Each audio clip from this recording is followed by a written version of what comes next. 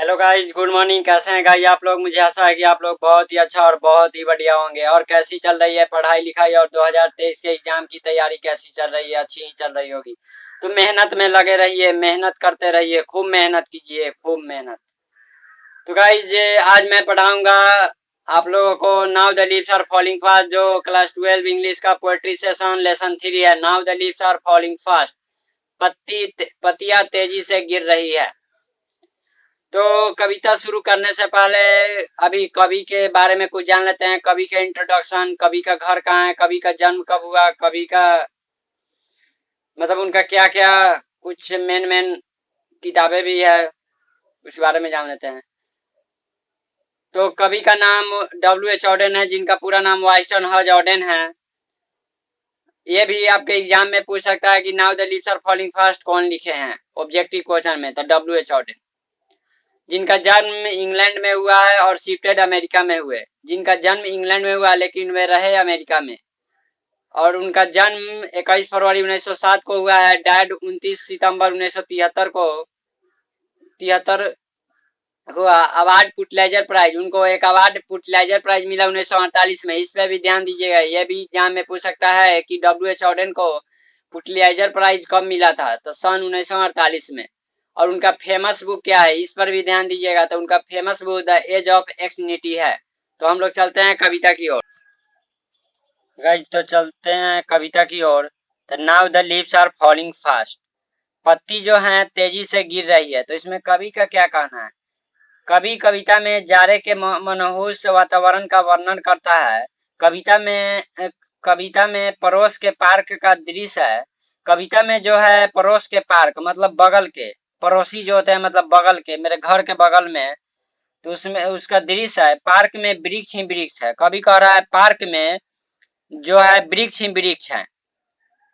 इन वृक्षों से पत्ते तेजी से गिरने लगे हैं। वृक्ष से पत्ते जो हैं मतलब पेड़ से जो पत्ते हैं, कवि का कहना है तेजी से गिर रहे हैं। Nurses flower will not last, nurse पौधे के फूल भी शेष नहीं रहेंगे। अब नर्स पौधा क्या होता है, मतलब जो फूल होता है उसके बगल में जो जम जाता है उसी को नर्स फ्लावर कहते हैं, वे भी शेष नहीं रहेंगे। Nurses to the grave are gone, वे भी दफन हो जाएंगे। Nurses to the grave are gone, कभी कह रहे हैं कि वे भी दफन हो जाएंगे। And the Prem's go rolling on, परंतु पार्क में प्रेम गाड़ी सदा की तरह चलती रहेगी। कभी कह रहे हैं कि प्रेम गाड़ी जो पार्क में चलते हैं सदा की तरह चलती रहेगी। Wise spring neighbours left and right, परंतु पार्क में बेंचों पर बैठे वृद्ध पड़ोसी दाएं बाएं खुश फूस कर रहे हैं। मतलब कवि का कहना है कि बेंचों पर मतलब पार्क में जो बैठने के लिए बना रहता है उसी पर बैठा एक वृद्ध व्यक्ति दाएं बाएं फूस फूस कर रहा है, मतलब इधर उधर कर रहा है। और ध्यान दीजिएगा, लाइन पर भी ध्यान दीजिएगा, क्योंकि एग्जाम में पूछ देता है कि why spring neighbours left and right, इतना लिख रहा है, पूछ देगा कौन सा ये कविता की है। तो ये now the leaves are falling fast की है, मतलब अभी बता दे रहा हूँ, लेकिन एग्जाम में पूछ दिया तो लाइन पर भी ध्यान दीजिएगा। Paul comes from real delight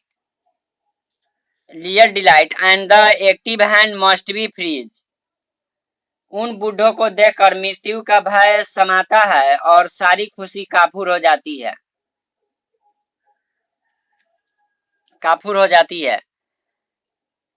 अब बेंच पर बैठे बूढ़े लोग घुटनों पर हथेलियां टिकाते हैं। बेंच पर जो बैठे हैं ये लोग घुटनों पर हथेलियां टिकाते हैं। यह सारा दृश्य मनहूस और उदासों भरा है। मृत्यु लगातार दरवाजा खटखटाते हैं, रहती है लगातार, लोग गिरते पत्ते की तरह मरते रहते हैं। मतलब कवि का कहना है लोग मतलब गिरते पत्ते की तरह मर रहा है। लोग मतलब गिरते पत्ते, जैसे पत्ते पेड़ से गिरते हैं वैसे लोग गिरते पत्ते के तरह मर रहा है।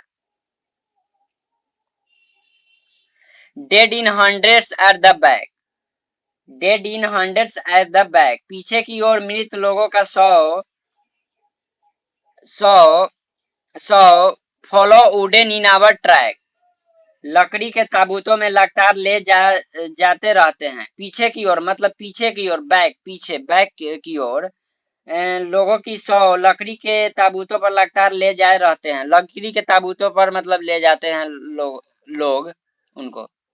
बहुत ऐसे बच्चे हैं ज्यादा मोबाइल पर ध्यान देते हैं, तो मोबाइल पे कम ध्यान दीजिए, पढ़ाई पे ज्यादा, नहीं तो 12 एग्जाम में अच्छे नहीं कर पाइएगा।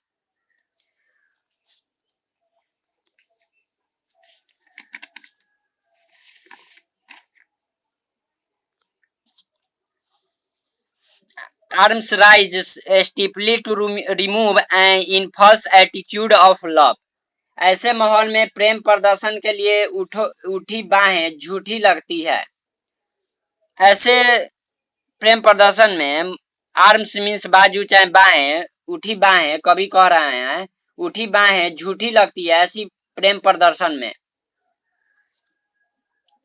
इन फॉल्स एटीट्यूड ऑफ लव, वे प्यार का स्वांग भर लगती है। वे प्यार का कभी कह रहे हैं, वे प्यार का स्वांग भी भंग लगती है। Starving through the leafless root, कभी आगे कहता है कि पत्रहीन नग्न पेड़ों के बीच leafless root trolls run scolding for their food. कभी आगे कहता है कि पत्रहीन नग्न पेड़ों के बीच प्रेत अपना शिकार भोजन बेचैन से खोजते रहते हैं। मतलब कभी कह रहे हैं कि आगे पत्रहीन जो पत्ता होते हैं नग्न पेड़ों के बीच, मतलब नग्न पेड़ों के बीच प्रेत अपना शिकार भोजन बेचैन से खोजते रहते हैं। मतलब भूख किसी को लगता है तो भोजन खोजते हैं कि कहाँ से खाएं, क्या खाएं, जल्दी खाएं। And the Nightingale is dumb, कभी कह रहे हैं कि बुलबुल चिड़िया भी चुप है। बुलबुल चिड़िया जो होती है वे भी चुप हो चुकी है, कभी कह रहे हैं। पढ़ाई पे ध्यान दीजिए, इधर उधर पे ध्यान दीजिएगा तो फिर नंबर अच्छा नहीं आ पाएगा। अच्छा नंबर के लिए मेहनत खूब करना पड़ता है, एकदम बकुला की तरह ध्यान लगाकर पढ़ना पड़ता है। And the Nightingale is dumb, बुलबुल चिड़िया भी चुप है। And the angel will not come, भगवान भी नहीं आएंगे लोगों को मदद करने। मतलब कभी कह रहा है कि बुलबुल चिड़िया भी चुप है और भगवान भी नहीं आएंगे लोगों को मदद करने। Cold impossible ahead, listed are mountains lovely head whose white waterfall cooled village travelers in their last distress। इसमें सामने पर्वत का दृश्य है, मतलब कभी कह रहा है सामने पर्वत का दृश्य है, उसका शिखर सुंदर है, मनोरम लग रहा है, लेकिन उस पर्वत को फतह करना नामुमकिन है। whose white waterfall cooled village, फतह करना नामुमकिन, उस पर्वत का श्वेत बर्फ जीवन यात्रा के पाथिकों को दफन कर रहे हैं। मतलब कभी कहना है उस पर्वत का जो श्वेत बर्फ जीवन यात्रा है पाथिकों को दफन कर रहे हैं।